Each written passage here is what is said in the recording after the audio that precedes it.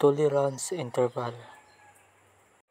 A tolerance interval is a statistical range of values that is likely to contain a specified proportion of a population with a given level of confidence. Example: imagine you're a manufacturer of light bulbs. You want to ensure that 95% of your bulbs last in less 1,000 hours.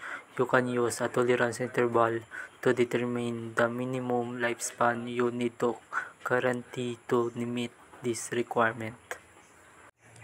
IABA 3 uses quality control, environmental monitoring, predictive modeling. Quality control, ensuring products meet specification.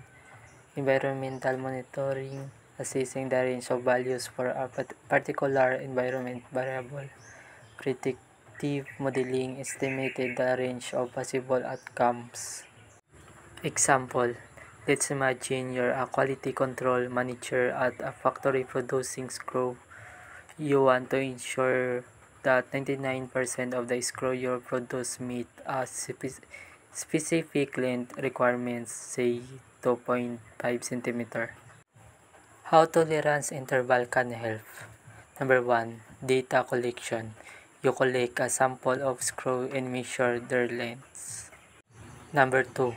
Tolerance interval calculation.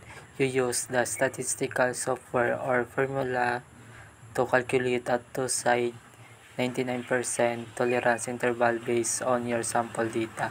Let's say the interval is 2.45 cm to 2.55 cm.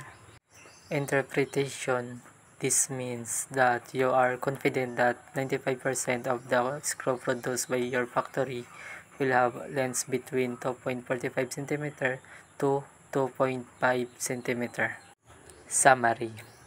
Tolerance intervals are essential tools for understanding and controlling the variability of data.